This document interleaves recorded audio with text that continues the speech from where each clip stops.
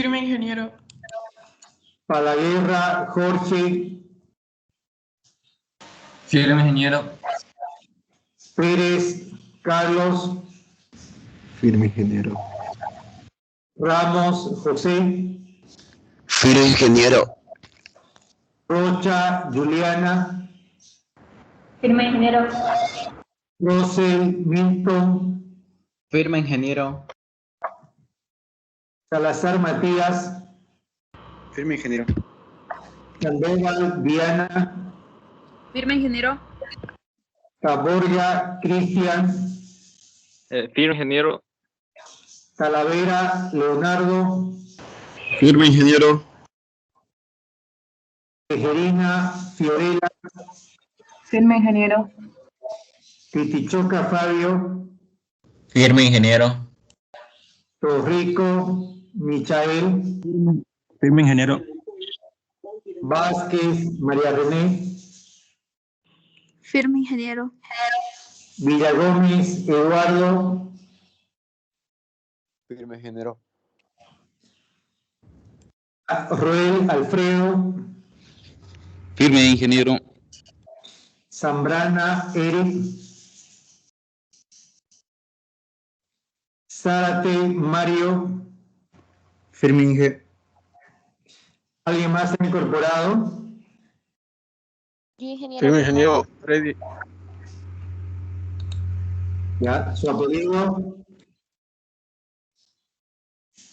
Freddy Cardona. ¿Qué más? Yo, ingeniero Guzmán. Guzmán, Adriana. ¿Quién más? Herrera, Inge. Firme. De acuerdo. ¿Alguien más para ya cerrar la lista? Yo, ingeniero. Marca, ingeniero. Marca. Vanegas Castro, ingeniero. Vanegas, listo. Ok. Estamos. Entonces, Ingeniero, buenas tardes. Guardia también, por favor, ingeniero. guardia, ya está. ¿Quién más? Bien, chicos, cerramos la lista. Vamos a nuestro avance. Antes del examen habíamos comenzado este tema. Sistema equivalente de fuerza. A ver. Ya la clase anterior al examen habíamos comenzado el sistema o el tema sistema equivalente de fuerza, y lo primero que hemos conversado ha sido sobre lo que viene a ser un momento. Y matemáticamente hemos dicho que el momento es el producto vectorial entre un vector de posición que le hemos llamado R y un vector de fuerza. Estamos hablando de un producto vectorial. No se olvide que al multiplicar dos vectores, el resultado también es un vector. Por otro lado, hemos definido las propiedades de ese vector, es decir, su magnitud, dirección y sentido. Lo primero que hemos dicho es que la magnitud no es más que el producto aritmético de ambas magnitudes vectoriales multiplicado por el seno de la abertura que forman ambos vectores. Entonces, aquí podemos ver la expresión algebraica que me permite conocer la magnitud o módulo del momento, que vendría a ser el módulo del vector de posición R con el módulo del vector de fuerza F multiplicado por el seno de este ángulo alfa, que viene a ser la abertura entre ambos vectores. Por otro lado, también hemos definido el concepto de dirección y sentido. Y para empezar, hemos dicho que la dirección de dicho vector siempre va a ser perpendicular al plano que contiene al vector R y al vector F. Por otro lado, el sentido se define mediante la aplicación de la regla de la mano derecha desde la posición del vector R hasta la posición del vector F, tal como se observa en este gráfico. Observe cómo se aplica la regla de la mano derecha. La palma de la mano tiene que simular el recorrido RF y el pulgar me indica cuál es el sentido positivo del momento. ¿Está bien? Entonces, aplicando la regla de la mano derecha, identificamos el sentido del momento. Por otro lado, también hemos desarrollado el significado geométrico del momento. Este significado es importante porque en realidad los problemas que tienen que ver con fuerzas que generan momento se resuelven a partir de este significado geométrico, más que el significado matemático o significado vectorial. Nosotros utilizamos el significado geométrico del momento. Para eso, si usted se fija en la figura 1 que vemos aquí, se puede observar la sección del cuerpo sobre el cual actúa la fuerza F visto desde arriba. Esto es una vista en planta. Entonces, ahí ¿qué hemos hecho? Hemos prolongado la línea de acción de la fuerza, como se puede ver aquí. A ver, permítame. Voy a activar mejor un cursor. Ya. A ver. Sí, se nota el cursor, ¿verdad? Entonces, aquí yo tengo la fuerza F. Esa fuerza F tiene una línea de acción que la hemos prolongado y luego hemos proyectado el punto G o centro de gravedad de la sección sobre dicha recta con una trayectoria perpendicular, así como se ve aquí. Esta distancia D es perpendicular a la línea de acción de la fuerza F. ¿De acuerdo? Entonces, por otro lado, aquí se ha formado un triángulo rectángulo, ¿no? De donde nosotros conocemos el ángulo alfa. Aquí vamos a relacionar alfa y D a través de la función trigonométrica seno. Seno de alfa vendría a ser cateto opuesto, que vendría a ser D, sobre hipotenusa, que vendría a ser el módulo de R. De esa forma, tenemos la relación alfa, la distancia D, que es perpendicular, y el vector de posición R. Si vemos esa relación, la podemos observar en el siguiente esquema. Aquí está la función seno que había mencionado, seno de alfa D sobre R, ¿verdad? D es la distancia perpendicular, R es el vector de posición. De aquí se despeja R y me da D sobre el seno de alfa, y eso lo tenemos que reemplazar en la fórmula que hemos estudiado, que nos define la magnitud del vector de momento, R por F por seno de alfa. Entonces, reemplazamos el valor de R como magnitud. Aquí está, evidentemente se simplifica seno de alfa, se elimina, y me queda una simple relación que equivale a un producto de fuerzas por distancia. Es decir, que a partir de esta interpretación geométrica, el momento viene a ser el producto aritmético de la fuerza que genera el momento por la distancia perpendicular a su línea de acción. Esta parte debemos entenderlo, pero bien claro. Por eso, si ustedes se acuerdan, en los primeros ejercicios que hemos hecho, siempre he mencionado que si la fuerza es horizontal, la distancia tiene que ser vertical, ¿verdad? Y en contraposición, si la fuerza es vertical, la distancia es horizontal, porque ambas, la fuerza y la distancia, tienen que tener direcciones perpendiculares, ¿ya? Y eso tiene que quedar claro. F y D tienen direcciones o trayectorias perpendiculares. Vamos al siguiente. Hemos aplicado el teorema de Varignon. Para eso hemos aplicado la propiedad distributiva de la multiplicación de vectores con respecto a la suma. No voy a redundar mucho en esto porque ya lo hemos explicado. Es una propiedad vectorial que ustedes conocen. Y bueno, hemos llegado a la conclusión de que si tenemos varias fuerzas ¿no? De las cuales queremos calcular su momento, lo podemos hacer de manera individual como una simple sumatoria aritmética a partir del concepto geométrico de momento, es decir, fuerza 1 por su correspondiente distancia perpendicular 1, fuerza 2 por su distancia perpendicular 2, fuerza 3 por su distancia perpendicular 3 y fuerza 4 por su distancia perpendicular 4. El momento tiene siempre dos sentidos. Un sentido que puede ser horario, el otro sentido puede ser obviamente antihorario. Entonces es importante que cuando hagamos esta sumatoria podamos especificar un sentido equivalente o un sentido al cual nosotros consideremos positivo dentro de la sumatoria. Generalmente ese sentido lo adoptamos, es decir, cada quien lo puede asumir de acuerdo a su propia conveniencia. Hemos desarrollado un par de ejercicios que no lo voy a volver a desarrollar, que son estos dos, ejemplo 8, ejemplo 9, y ya les voy adelantando que todos los ejercicios que hagamos en clase, ustedes lo tienen que repetir.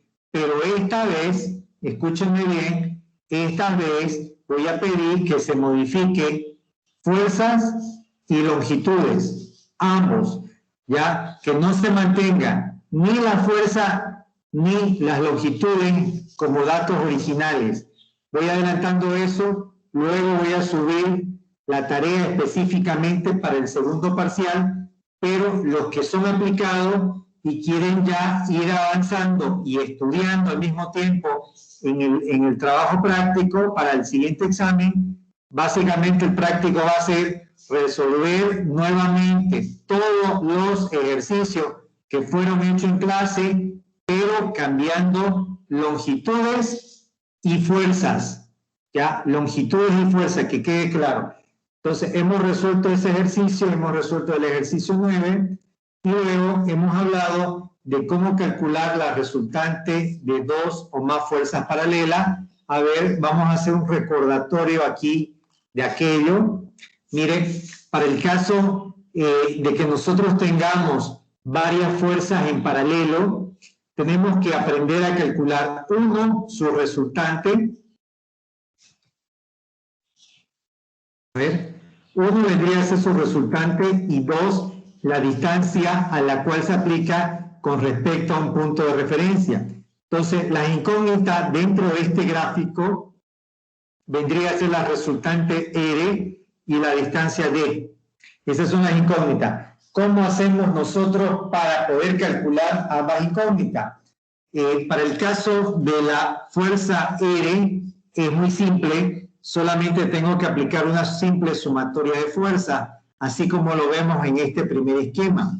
A ver, si yo quiero calcular la resultante de estas cuatro fuerzas, pues lo primero que tengo que hacer es adoptar un sentido como positivo.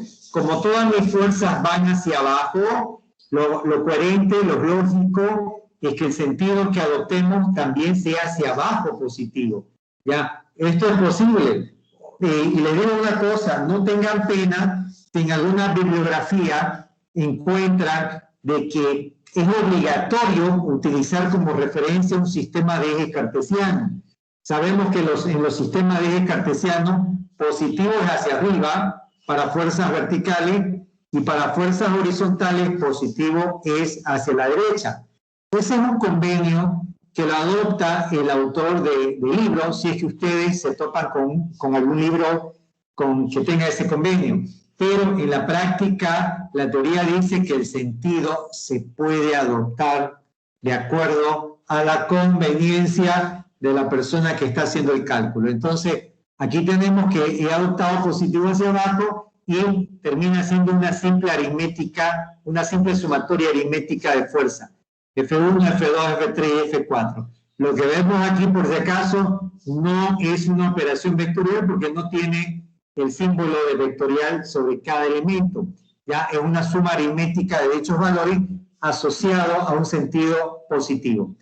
Bien, pasamos al tema de ubicar la fuerza. Ya sé cómo calcular la resultante R, ahora me voy a acordar cómo calcular la distancia D para este caso, la teoría dice, aplíquese el momento con respecto al mismo punto, en este caso el punto A, ¿no? Apliquemos el momento para el punto A para toda la fuerza que tiene el problema. En este caso serían las 4 fuerzas.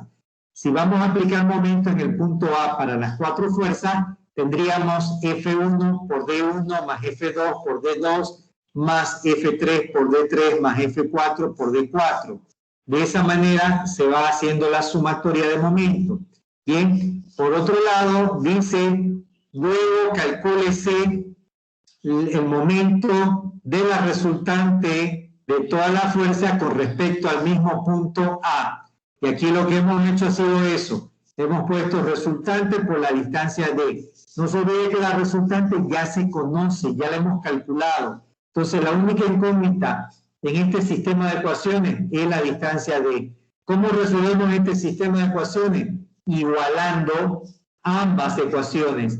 Decimos momento en A de la primera ecuación es igual al momento en A de la segunda ecuación y de esta igualdad despejamos la distancia D. Aquí está la fórmula. Esa distancia D ya me permite completar los valores que definen la posición de la resultante. Hemos resuelto un par de ejercicios en ese sentido.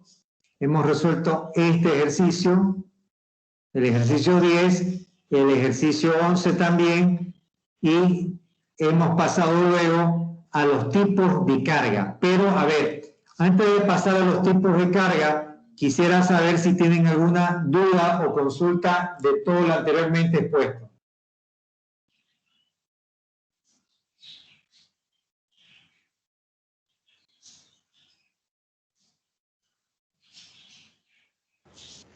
Inge, disculpe, ¿podría volver al ejercicio 10 y 11 para que le saque fotito? Así lo puedo identificar cuál es.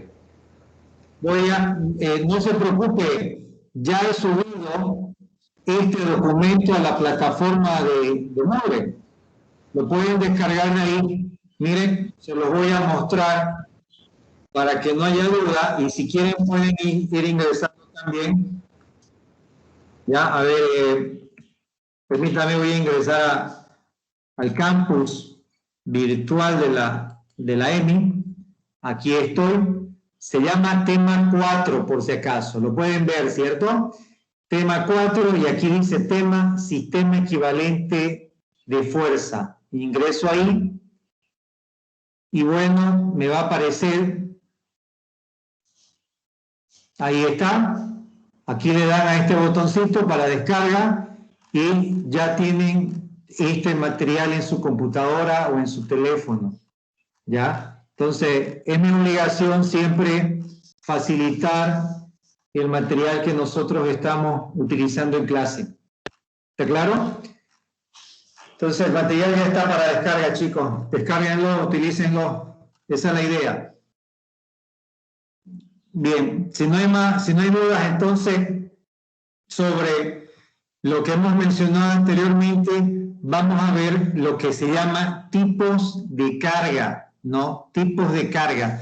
Mire, si nos ponemos a estudiar las cargas que pueden actuar sobre una estructura, podríamos estar hablando de aquello un par de días sin parar definitivamente, o quizás un poco más. Sin embargo, como nosotros estamos recién abordando lo que se llama el tren de las estructuras, ¿no? Nos estamos aventurando a conocer parte o el inicio de lo que viene a ser el estudio de estructuras, pues nos toca empezar viendo las cargas que son más usuales, más comunes, las cuales me van a servir de sustento para que a futuro ustedes vayan desarrollando cargas mucho más complejas, ya como por ejemplo cargas de viento, cargas térmicas, cargas sísmicas, cargas debido a vibración. Entonces, hay muchos tipos de cargas debido a asentamientos.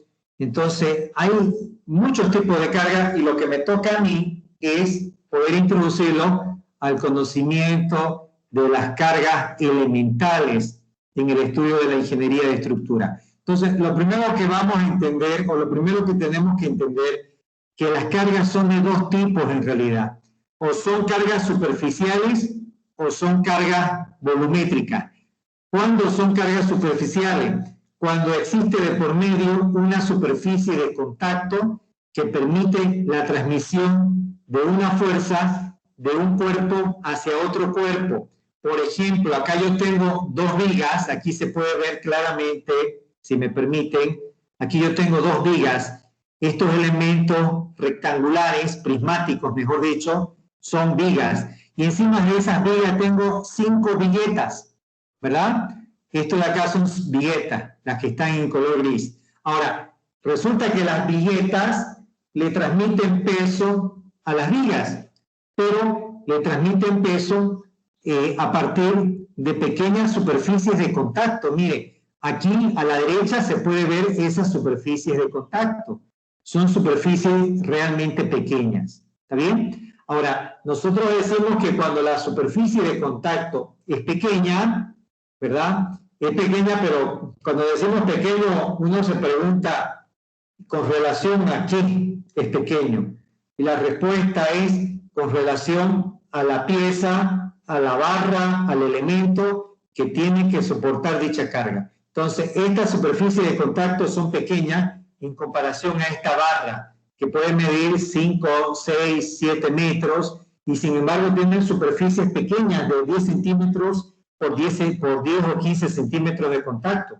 Entonces, hay que entender que cuando las superficies son pequeñitas, como la que vemos aquí, las fuerzas que transmiten se las puede considerar como fuerzas puntuales o vectores de fuerza, así como lo están viendo aquí. ¿Está bien? Eso quiero que lo entiendan. Luego tenemos las cargas que se transmiten a partir del peso de los muros. Los muros también tienen una superficie de contacto que se transmite hacia los elementos resistentes, como por ejemplo las vigas. Esto es una viga, ¿ya? Ya lo hemos mencionado antes, ¿no? Todo lo que sea horizontal se puede categorizar como una viga de entrada. Lo que no podemos hacer, y no me gustaría escucharlos algún día, llamar a una columna viga y a una viga columna. ¿Ya? He escuchado a algunos que me dicen, ¿y esa viga cómo funciona? Y resulta que es un elemento vertical. Todos los elementos verticales se pueden presumir que son columnas, y todos los elementos horizontales se pueden presumir que son vigas. Cuando digo presumir, estamos haciendo, nos estamos adelantando a qué tipo de comportamiento tiene ese elemento. ¿Está bien? Pero es lo más correcto, es lo más aproximado que uno puede hacer cuando ve una pieza horizontal. Es decir, esa viga, ve una pieza vertical, una barra vertical, un elemento resistente vertical, y tiene que decir esa columna. Entonces, aquí yo tengo una viga, un muro de ladrillo, y el contacto o la superficie de contacto que existe entre el muro y la viga es lo que vemos aquí en gris, ¿verdad? Entonces, resulta de que esta superficie de contacto tiene dos dimensiones. Una dimensión que es la longitud y otra dimensión que es el ancho o profundidad. Resulta que la profundidad o el espesor sobre la cual se está aplicando esta carga es pequeño. La longitud no es pequeña, no es menor, es significativa. Y es por eso que, debido a la forma, a la dimensión, a la proporción que tiene esta superficie de contacto, el peso de un muro se cataloga como una carga distribuida rectangular, así como la ven aquí. ¿Sí? Cuando ustedes vean esta carga, deben entender que no son fuerzas puntuales separadas por una distancia. No es eso lo que queremos expresar. En realidad son fuerzas puntuales, si usted quiere, que están distribuidas de manera continua, sin dejar un espacio entre fuerza y fuerza. ¿Está bien? Es como si tuviésemos una secuencia continua de infinitas cargas que se disponen a través de una trayectoria rectilínea. En este caso, se lo expresa obviamente así, como fuerzas separadas a una distancia, porque difícilmente vamos a poder dibujar infinitos vectores o infinitos o vectores tan juntos donde no se perciba una separación entre ellos. Entonces, cuando usted vea fuerzas puntuales encerradas en un rectángulo, debe usted suponer que es una carga distribuida lineal. ¿Está bien?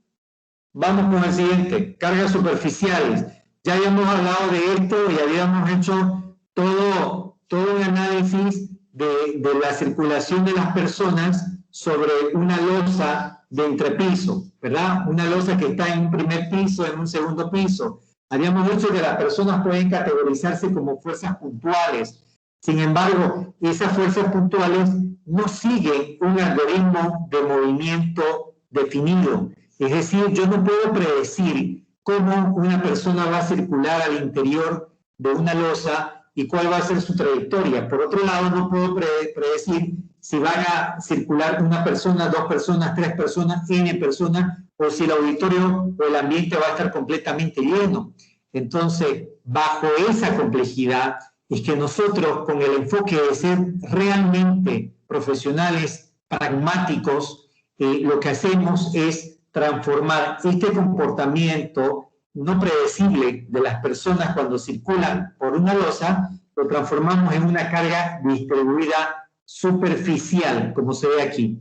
Ya, no quiero que se confunda. Aquí usted me dirá, la carga es distribuida en el contorno solamente, son cargas lineales que se aplican en el perímetro. No, la respuesta es no. No son cargas que se aplican en el perímetro. En realidad, lo que estoy esquematizando aquí es una carga distribuida superficialmente que actúa en cada una de las partículas de esta superficie. Es decir, cada puntito de esta losa está sometida a una fuerza.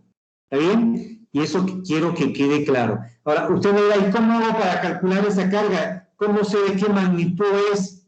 Bueno, para eso hay normas técnicas, hay normas disciplinarias que nos definen cuánto de carga se debe colocar según el tipo de ambiente o según el uso que se le dé a dicha losa, a dicho ambiente. Ya, por ejemplo, si es un dormitorio, si la losa es de dormitorio, usted puede colocar 200 kilogramos por cada metro cuadrado. Si es un ambiente de mediana circulación, puede usted colocar 300 kilómetros por metro cuadrado. Si fuese un pasillo, por decir, un pasillo donde transita habitualmente mucha gente. Ahora, si estamos hablando de un auditorio que siempre va a estar lleno, pues 400 kilogramos sobre centímetro cuadrado. Si hablamos de un estadio donde la gente no solamente va a estar completamente lleno, sino va a estar eufórica y va a estar saltando posiblemente encima de la losa, pues colocaremos 500 kilogramos por cada metro cuadrado. Entonces, mucho depende del uso que se le dé a la losa para definir esa carga. Pero no se preocupe, si alguien por ahí está anotando y dice, no, 200, 300, no se preocupe, ese dato lo van a aprender con mayor certeza cuando lleven la materia de hormigón armado 1, hormigón armado 2, estructuras metálicas, estructuras de madera. Todos esos valores son característicos ya de la aplicación de la ingeniería de estructura a la elaboración de proyectos. Vamos a continuar. Bien, vamos a empezar a analizar los tipos de carga. En el caso de la carga rectangular, que ya hemos dicho que puede ser la representación a través de un muro rectangular, nosotros tenemos que aprender a calcular dos cosas de una carga rectangular. Por un lado, su resultante y por otro lado, la distancia donde se aplica la resultante. Aquí podemos encontrar las fórmulas de ambos casos. La resultante no es más que la carga sobre la longitud. También habíamos dicho, permítame, habíamos dicho que las unidades que debemos ya empezar a utilizar, que ya debemos empezar a entender, ¿no? Para todos los casos, y eso quiero que ya lo vayamos utilizando. Bueno, las unidades para estos casos pues son toneladas sobre metro, ¿ya? Esa es la unidad que tenemos que utilizar nosotros, toneladas sobre metro. ¿Qué significa esto? Si yo le digo, a ver, la carga Q es igual a 4 toneladas sobre metro, le digo, ¿no? Ese es el valor de la carga Q. Y la longitud de esa carga es 6 metros. Fácil. Si yo le doy este valor, usted me debe entender que por cada metro tengo 4 toneladas. Y si tengo 6 metros, pues la resultante va a ser 4 toneladas sobre metro por 6 metros. Se va a simplificar metro con metro y me va a quedar 24 toneladas. Así de simple, ¿no? Eso debemos entenderlo, debe ser algo básico, ¿verdad? Por otro lado, tengo que saber dónde se ubica ese resultante. Mire, sin ser muy experto, sin que ustedes sean muy expertos, me van a decir, la carga tiene una figura simétrica o está representada por una figura simétrica y por lo tanto la resultante tiene que ubicarse en el medio. No es lógico que se ubique hacia la izquierda o hacia la derecha. Tiene que ubicarse en el medio. Por eso es que aquí usted encuentra este valor. La distancia, dice, es igual a L medios. Se ubica en el medio por la simetría que tiene la carga. Toda carga simétrica siempre va a tener su resultante en el medio, ¿verdad? Sabemos lo que es simetría, ¿cierto? La mitad de mi cara de la izquierda es igual que de la derecha. Es el reflejo, teóricamente, ¿no? Entonces, ahí vamos con la siguiente diapositiva. Hemos hablado de las cargas triangulares y, bueno, hemos dicho que existen dos tipos de cargas triangulares, las que son de una sola pendiente. Este sería el caso. Este sería el caso de una sola pendiente y aquí tengo el caso de dos pendientes, ¿verdad? Una pendiente, dos pendientes. Sigamos. Bien, vamos a analizar el primer tipo de carga, una carga distribuida rectangular. Está de más decir que la geometría del muro me define la forma de la carga. Si mi muro es triangular, mi carga va a ser triangular. Ya, igual que en el caso anterior, esto se mide en toneladas metro, esa es la unidad, y obviamente no lo he dicho, pero la longitud está en metro. ¿Sí? Ahora, alguien me dirá, ¿y cómo calculo la resultante? Miren, usted sin ser muy experto, puede decir lo siguiente, a ver, pueden decir,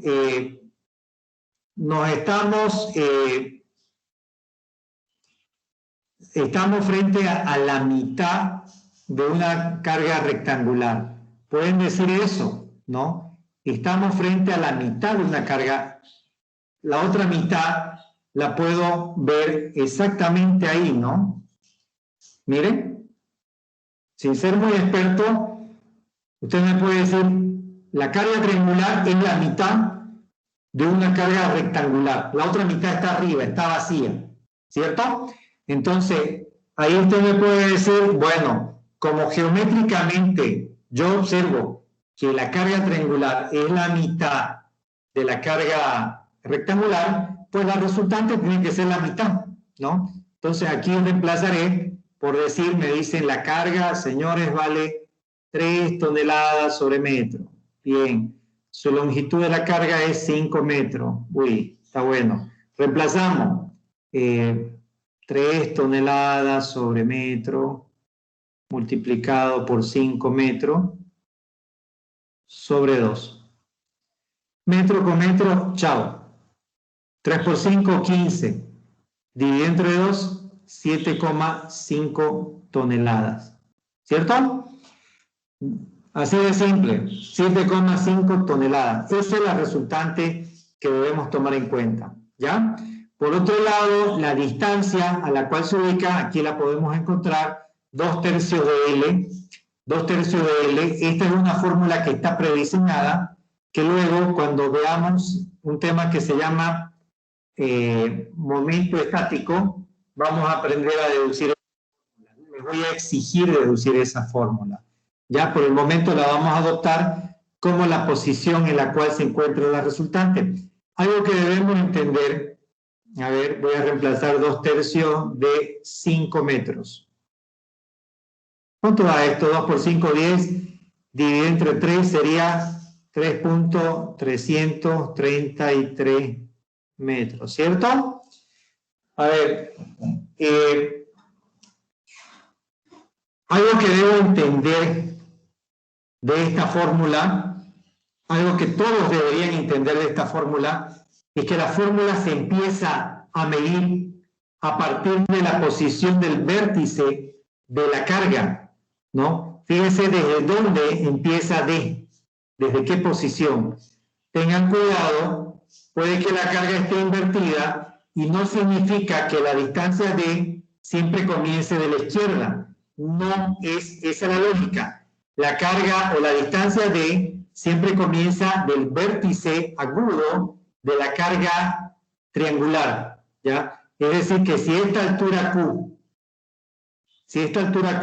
la tuviésemos al otro lado, ¿verdad? La distancia D empezaría desde la derecha, no desde la izquierda.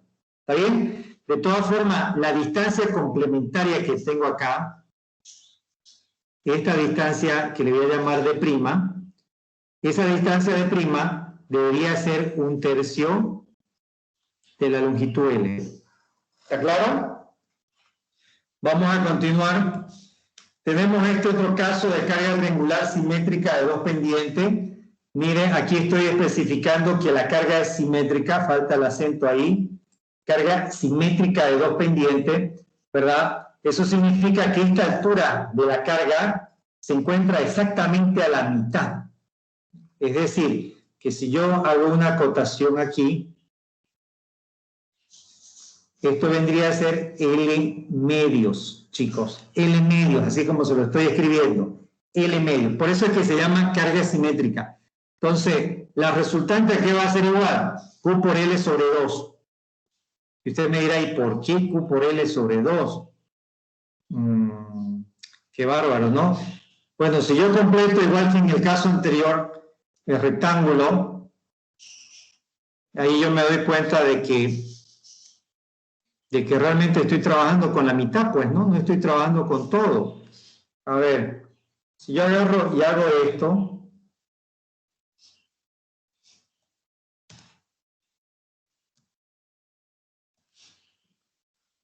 aquí hay, miren, hay 2 espacios huecos.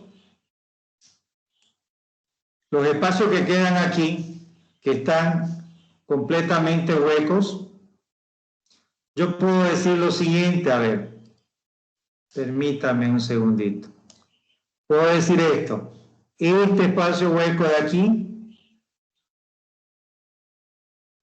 equivale a esto de aquí, por decir, rellena esto de aquí. Y el otro espacio, el de aquí arriba, rellena este espacio. ¿Cierto? Entonces me estaría quedando con la mitad de la longitud.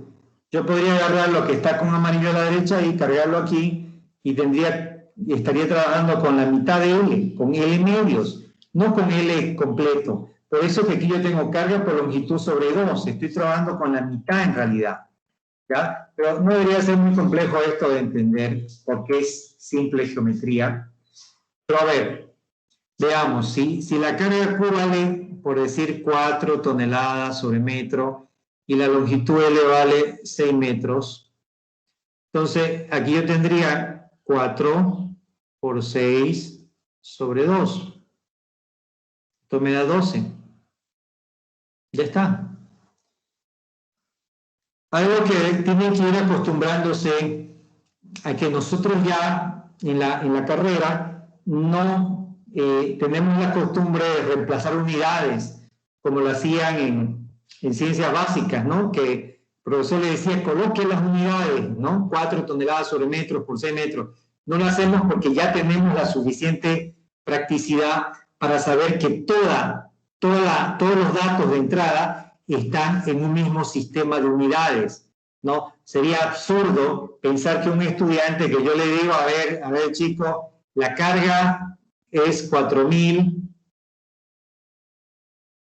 kilogramos por cada centímetro y resulta que la longitud son 20 pies, supongamos, ¿no? Resulta ilógico que alguien diga 4.000 por 20. A estas alturas no se puede pensar que alguien pueda cometer este tipo de errores. Obviamente van a tener que transformar todo el mismo sistema de unidades y reemplazarlo en la fórmula correspondiente, ¿ya? A lo que me voy es que no perdemos nosotros el tiempo reemplazando unidades porque tenemos ya la suficiente practicidad como para saber que se encuentra en un mismo sistema de unidades. ¿Está claro eso? ¿Está claro, jóvenes? Lo escucho, a ver, alguien que se pronuncie. Ingeniero, disculpe, ¿cómo es eso de la distancia acerca de la carga triangular cuando tiene una pendiente?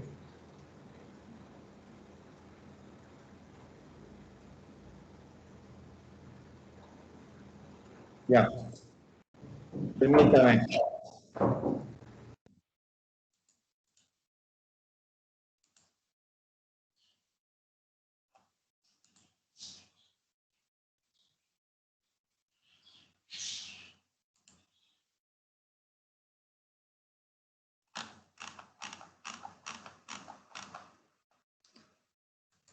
Permítame un segundito. Voy a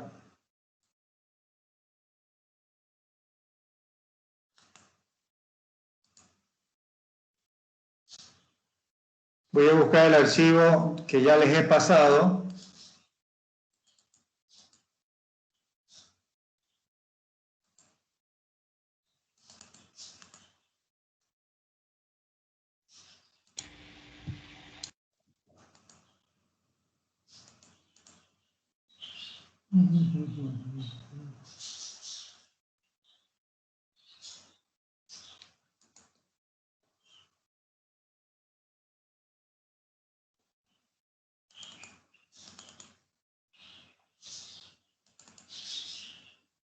Aquí está.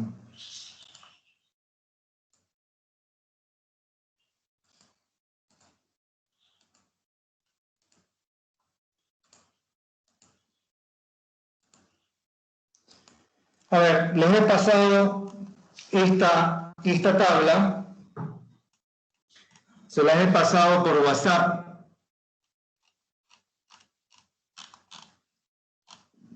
Habitualmente no paso este tipo de material en el sistema presencial. Habitualmente les pido que ustedes hagan su propia tabla, pero aquí se puede ver claramente cómo se ubica la resultante, ¿no? Es lógico, a ver, no necesito ser muy experto para entender que si tengo una carga distribuida triangular como esta, la resultante R se va a ubicar más cerca al extremo donde se puede ver mayor concentración de carga. Si usted ve la forma triangular, obviamente hacia la derecha hay más concentración de carga y hacia la izquierda hay menos concentración de carga. Eso se puede observar a simple vista, ¿cierto? Entonces, sería ilógico si alguien agarra y me dice la resultante de esta carga triangular que se ubica en el medio. Estaría completamente desubicada. Entonces, lo primero que debo entender es que en las cargas triangulares la resultante se ubica siempre de manera más próxima a donde está el valor de la carga Q, ¿ya? ¿Por qué se aproxima a la carga Q? Porque existe mayor concentración de carga en este sector. Entonces, aquí podemos ver la relación que existe, miren. La resultante R tiene una posición de 2/3 de L con respecto al vértice de la carga. Y con respecto a la posición de la carga Q es L tercio. Por eso es que decimos que la resultante está más próximo a la carga Q. La distancia que siempre tienen que utilizar vendría a ser esto. Desde la resultante R a la carga Q siempre existe L tercio. Y la otra distancia, que es la complementaria, sería 2/3 de L. ¿Está claro? Ahora sí está claro, ¿cierto? Entonces, entre R y Q, la distancia que separa la resultante de la carga Q vendría a ser L tercio, así como se ve en esta tabla, L tercio. Y la distancia complementaria, que vendría a ser la que está de la resultante al vértice de la carga triangular, sería 2/3 de L. Esta tabla, como les dije, ya chicos, ustedes la tienen, se las he pasado, la van a utilizar para los exámenes. Bien, espero que haya quedado claro. ¿Tienen alguna otra consulta?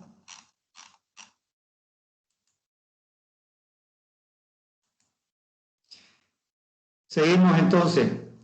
En el caso de que tuviesen una carga triangular asimétrica de dos pendientes, así como se puede ver acá, mire, tengo una carga triangular donde la longitud 1 y la longitud 2 son diferentes, pero si usted suma L1 con L2, obtiene la longitud total, ¿ya? Y eso lo voy a especificar aquí, porque no está especificado, aunque resulta obvio, ¿ya? Entonces, debo entender que L es igual a L1 más L2. ¿Está bien?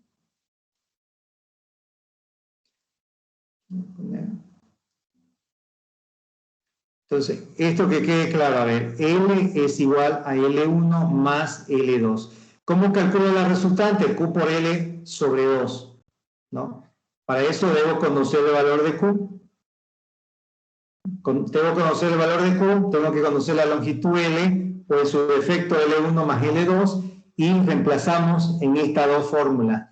La segunda fórmula que le presento aquí es una fórmula prediseñada. Esta fórmula se ha deducido a partir del concepto de momento estático. Todavía no vamos a ver cómo se llegó a deducir esa fórmula, pero se las estoy proporcionando para que ustedes la puedan utilizar. Sin embargo, cuando nos toque ya ver el tema del momento estático, bueno, ahí sí les voy a pedir deducir dicha fórmula. Vamos avanzando. Carga trapezoidal. Igual, para el caso de la carga trapezoidal, ¿qué me dice mi sentido común? La resultante R se va a ubicar más cerca de Q1 o más cerca de Q2. ¿Qué piensan? ¿Hacia dónde se va a acercar más la resultante? ¿Hacia la carga 1? ¿Hacia esta carga o hacia la carga 2? 2. Correcto. Siempre la resultante se va a aproximar en distancia a donde exista mayor concentración de carga. Esa debe ser mi lógica, ¿está bien? ¿Cómo calculo la resultante? Muy simple. Hago un promedio de las dos cargas. Aquí está el promedio, aquí se puede ver el promedio, este es el promedio, y las multiplico por L. ¿Cómo calculo la posición de la resultante? Esta es una fórmula también prediseñada, y vuelvo a insistir, se ha deducido en base al concepto de momento estático. ¿Cuándo vamos a aprender ese concepto de momento estático? Un poquito más adelante. Por el momento se la facilito la fórmula para que usted pueda aplicarla, pero luego les voy a exigir que sepan deducirla. Vamos con el último tipo de carga, carga según una función. Para este caso tengo una carga, tengo un muro que tiene forma parabólica, ¿verdad? Es un muro que tiene forma parabólica. Si el muro tiene forma parabólica, la carga de seguro que va a tener forma parabólica. ¿Está bien? Eso que quede claro.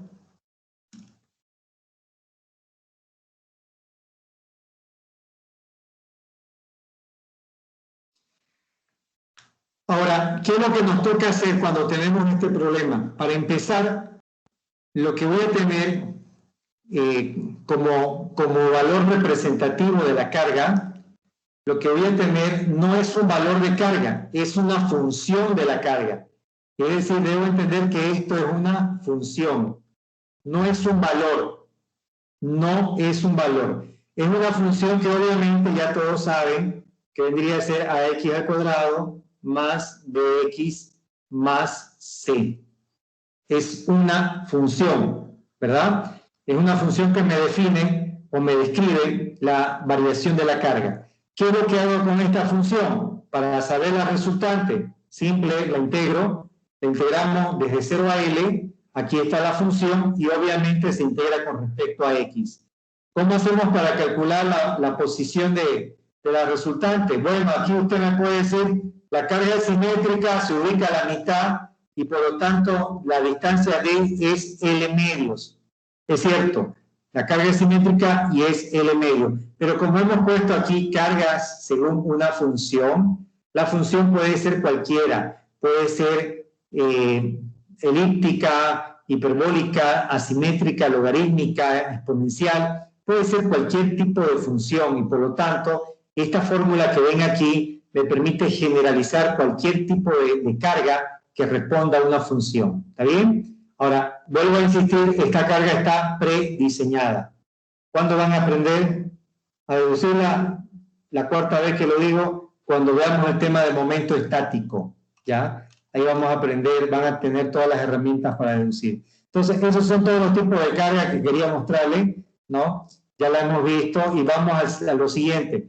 Propiedades de las cargas distribuidas, ¿ya? Las propiedades. Según todo lo que hemos visto anteriormente, vamos a llegar a las siguientes conclusiones. Las cargas distribuidas tienen dos propiedades. La primera propiedad se llama resultante.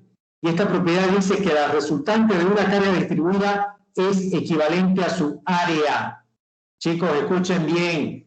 No quiero que me estén preguntando cosas absurdas, a pesar de que se las voy a responder, pero no me gustaría que se desubiquen tanto. Mire, no le puse ahí, pero área. La resultante de una carga distribuida siempre va a ser igual a su área. Usted con calcular el área de la figura ya tiene la resultante de dicha carga. Esa es la primera propiedad. La segunda propiedad, ubicación de la resultante.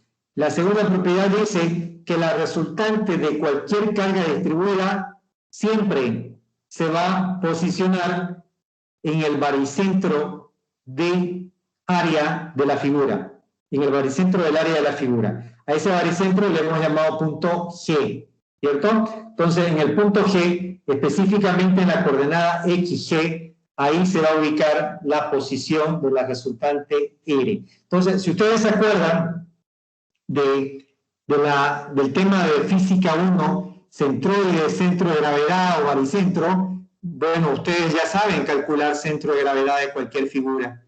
Entonces, para calcular la posición de la resultante no es más que calcular la posición XG del centro de gravedad, del baricentro, del área de la figura que conforma la carga distribuida. ¿Está bien? Pregunta, ¿está clara estas dos propiedades?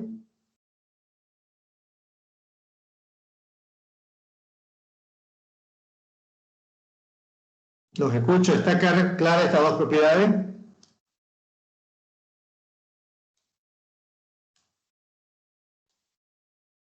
¿Sí o no?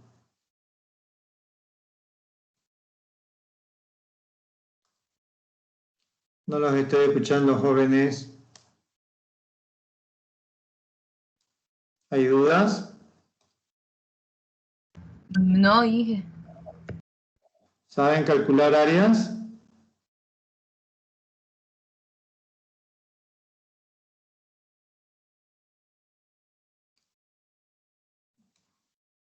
¿Qué le parece si en algún momento les doy una carga pues así, ¿no? Le digo a chicos, calcúlenme la resultante de esta carguita, ¿no? Mire, bonita la carga. A ver chicos, calcúlenme la resultante de esta carga, le digo, y se las doy ahí la carguita, ¿no? Distribuida.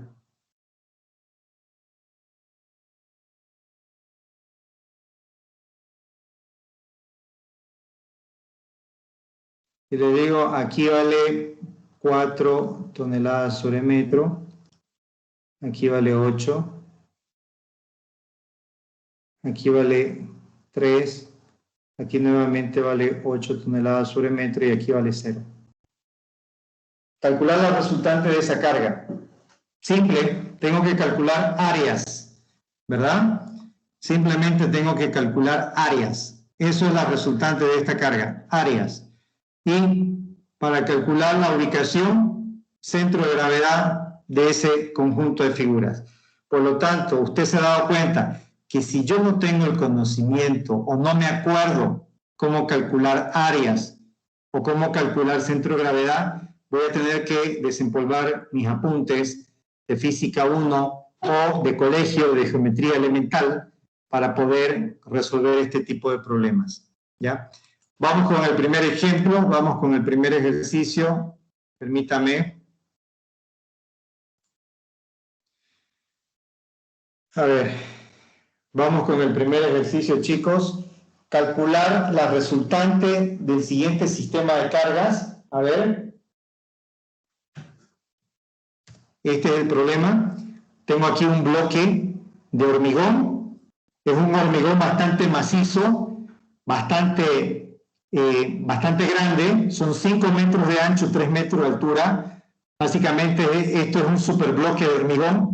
Y encima de ese superbloque tengo cargas distribuidas de 2 toneladas metro y de 4 toneladas metro y una carga triangular lateral de 4 toneladas sobre metro. Fíjese todo el conjunto de sistema de cargas que yo tengo acá. Entonces, ¿qué voy a hacer? ¿Qué es lo primero que debo de hacer si quiero calcular la resultante de ese conjunto de cargas distribuidas? ¿Qué es lo primero que debería de hacer? Tendría que utilizar la tabla que les pasé a ustedes, esa tabla que les pasé por WhatsApp, esa tabla tengo que utilizar para calcular la resultante individual de cada porción de carga distribuida. Y eso lo voy a hacer aquí, miren. Aquí está, exactamente aquí. La resultante 1 que usted ve aquí, ¿no?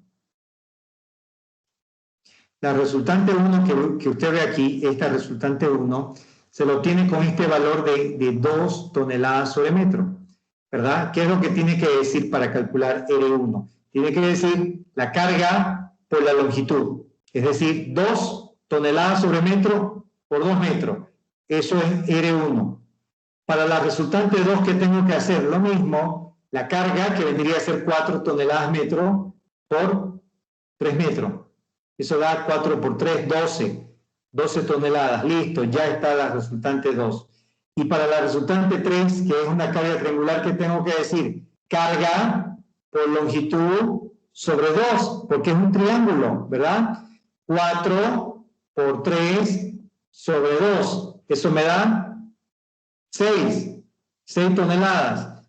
Ese cálculo lo podemos hacer, veo que no está aquí, pero lo vamos a hacer aquí a un ladito. Entonces, a ver, repitiendo, resultante 1 vendría a ser igual, esta vez lo voy a poner con unidades, pero no corresponde ya al nivel en el cual nos encontramos. Esto se va con esto y esto da 4 toneladas. Para la resultante 2, vendría a ser 4 toneladas sobre metro, multiplicado por 3 metros. Igual, metro con metro se simplifica y esto da 12 toneladas. Y para la resultante número 3, vendría a ser igual la carga, que es 4 por la distancia, que es 3 metros. Uy, todo esto es sobre 2. ¿Ya? El signo igual debería estar aquí abajito, ¿no? A ver, 4, esto se simplifica y esto da 6 toneladas. Entonces, esa es la forma en la cual tenemos que resolver la resultante. ¿Está claro? ¿Está claro, chicos, hasta aquí? Sí, se entiende. Ya. Solamente responde su compañera, ¿no? Bueno, espero que sí se esté entendiendo. Yo prefiero tener el ejercicio ya así, como estructurado, más que todo para que usted se lleve buenos apuntes en este semestre, ¿ya? Porque podría hacerlo todo con tableta, ya estoy con mi lápiz óptico funcionando muy bien, ¿no? Así que podría desarrollarlo completamente. Sin embargo, usted se va a ganar unos apuntes espectaculares con todo lo que ya está desarrollado. Miren, el segundo paso es el cálculo de la resultante total en Y. ¿A qué se refiere con eso? Me olvido, una vez que ya tengo la resultante 1, resultante 2 y resultante 3, ya me olvido de este problema. Aquí ya veo que son fuerzas puntuales. ¿Lo ven?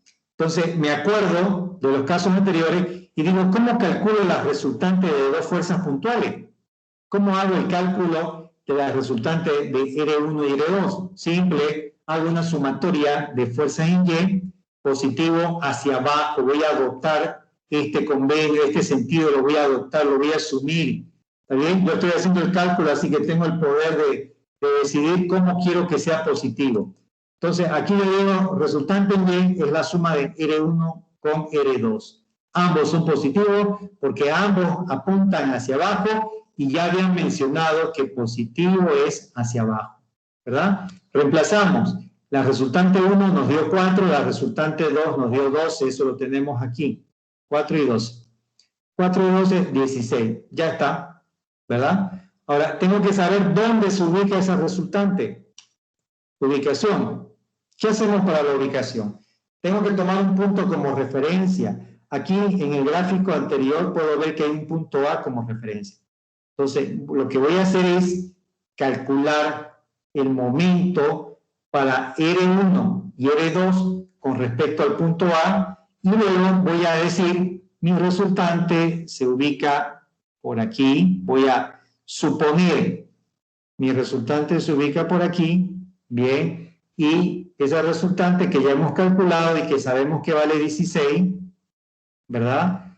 Tiene una distancia que ahorita vamos a ver qué nombre le he dado. Creo que le he dado el nombre de A. La distancia A. Entonces, aquí miren, básicamente aquí podemos ver la resultante en Y. Aquí se puede ver resultante en Y por A igual a R1 por la distancia de 1 más R2 por 3.5. Claramente aquí se puede ver R1 por esta distancia que es 1 metro y luego R2 por la distancia es el punto A que es 3.5. Entonces lo que me queda aquí es simplemente reemplazar, ¿no? RY vale, así como se ve aquí, RY vale 16, ¿no? Lo hemos calculado aquí arribita. 16 por A.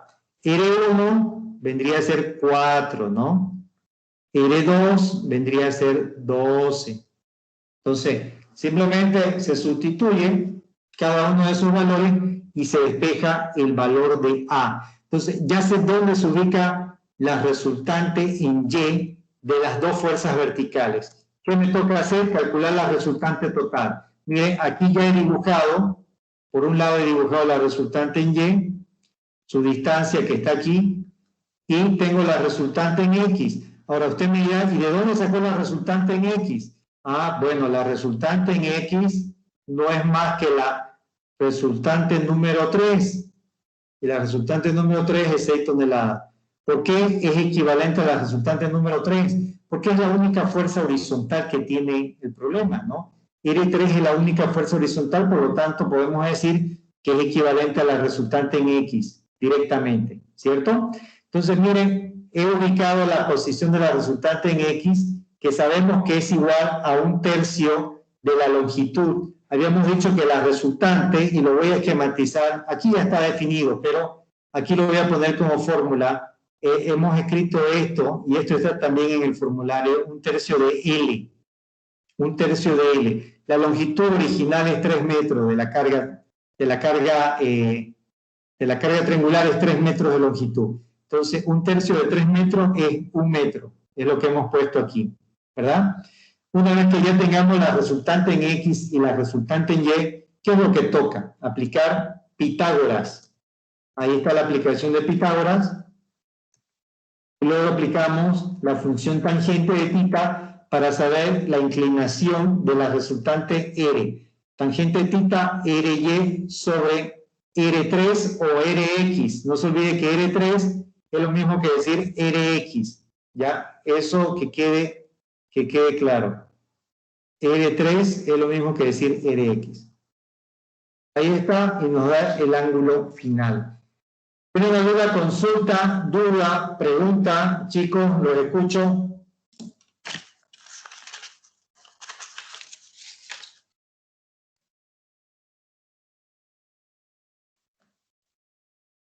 ¿Nada? Veamos el siguiente ejemplo entonces. Con este ejercicio voy a finalizar la clase. A ver, dice calcular los resultantes del siguiente sistema de cargas distribuidas. Ah, qué bonito. Qué interesante. Son cargas oblicuas.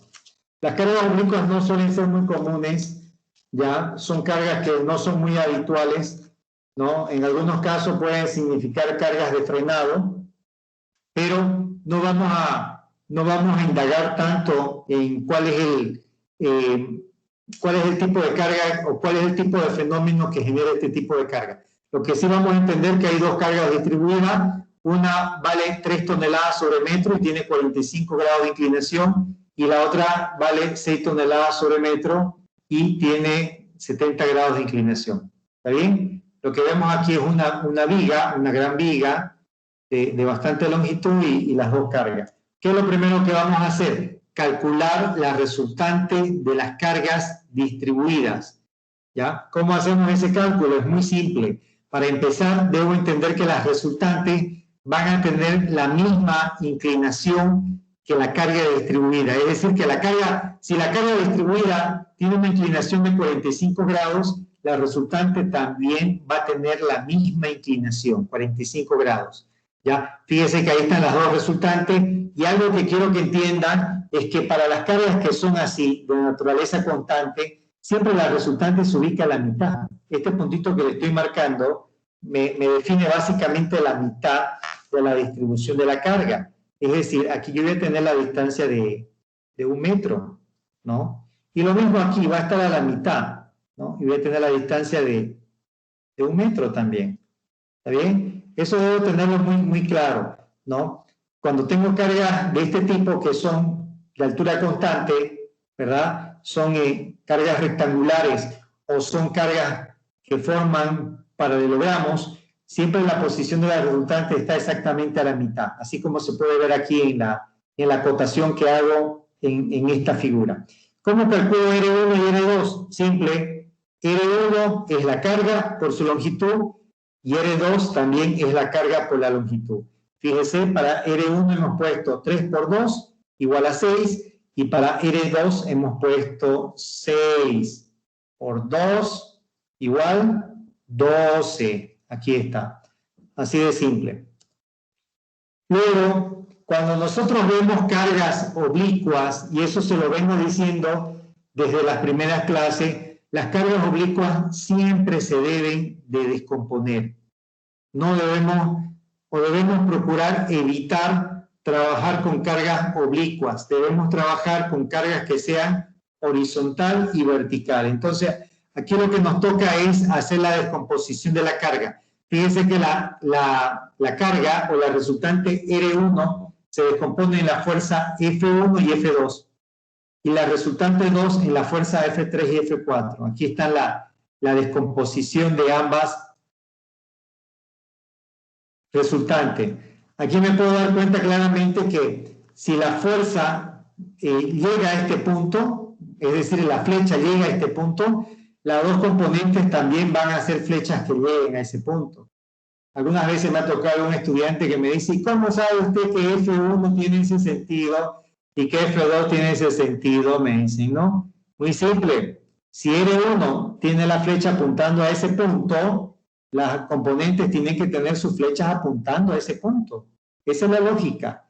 Entonces, vamos a calcular esas componentes, las fórmulas ya la conocen. F1 vendría a ser el valor de R1 por el coseno de 45 grados y F2 es el valor de R1 por el seno de 45 grados.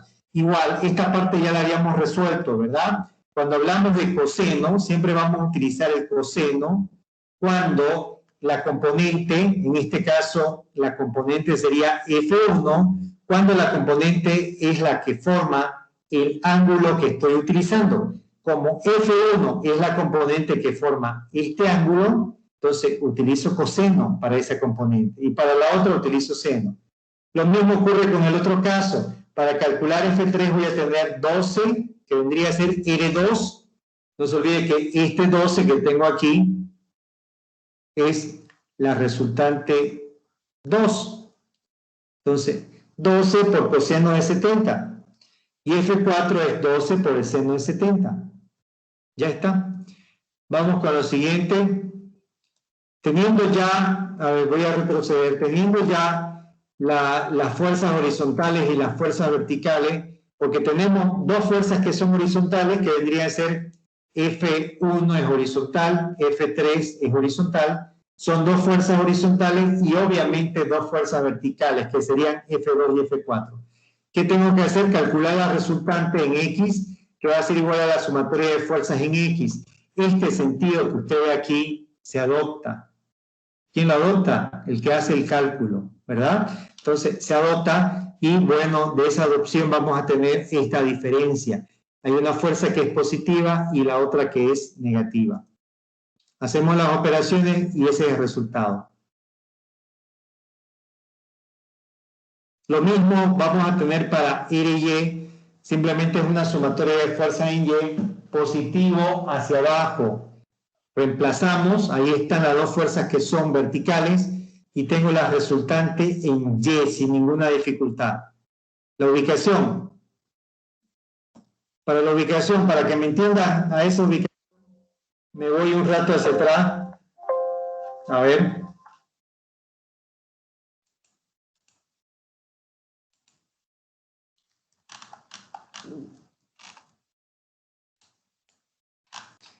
Para la ubicación, lo primero que debo entender es cuánto vale cada fuerza, ¿no? Esta fuerza 2, por ejemplo, bueno, ya lo hemos calculado, vale 4,243 toneladas. Y la fuerza F4, pues, vale 11,276.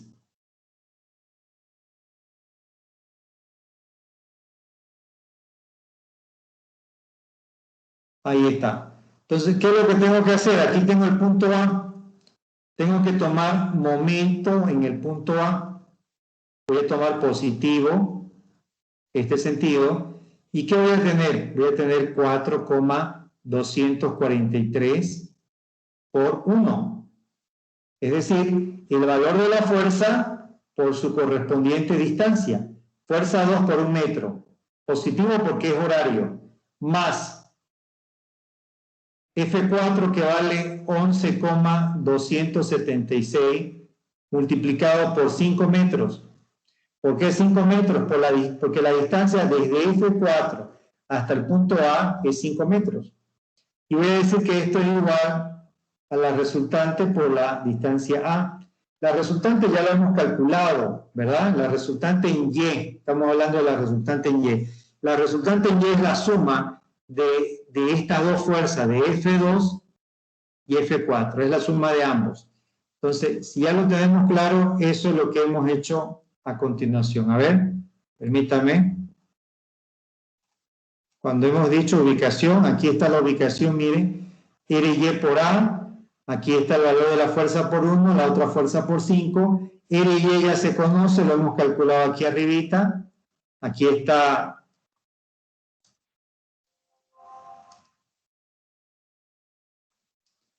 Aquí está RY, le falta la unidad. Eso sí le voy a pedir, por favor, que no confunda esto. Cuando usted define el resultado, aquí hay un error.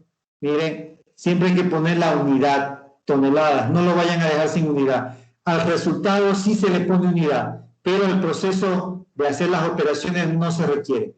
Ya, la respuesta sí, los resultados parciales sí. Entonces, ese valor de RY, pues hay que reemplazarlo aquí. Se despeja A y ya tengo la ubicación de la distancia A. Teniendo eso, pues simplemente aquí puedo ver que RY se ubica a esta distancia, que es la que hemos calculado, y para el caso de RX, si ustedes ven RX, las dos componentes en X, que son F1 y F3, las dos se ubican sobre la línea de acción horizontal del borde de la figura. Entonces ahí no habría problema, simplemente para calcular RX hay que hacer una suma o diferencia que la hemos hecho aquí, ¿no? Y obtenemos el valor de RX. Aplicamos Pitágoras, teniendo ya RX y RY, aplicamos Pitágoras, reemplazamos y obtenemos el valor de la resultante total. ¿Sí? Por otro lado, aplicamos tangente de θ, igual lo aplicamos aquí en este conjunto vectorial, y voy a tener RY sobre RX. Voy a despejar de aquí θ, reemplazando obviamente RY y RX, y obtengo el valor del ángulo θ, que vendría a ser el ángulo director de la resultante R. Bien, señores, no sé si tienen alguna duda, consulta o pregunta, pero considero que por hoy día vamos a llegar ahí. No falta mucho para acabar este tema. ¿Tienen alguna pregunta? ¿Alguna duda que les pueda ayudar? ¿Nada? Creo que no, Inge. ¿Seguro? Mire que el segundo examen es catastrófico.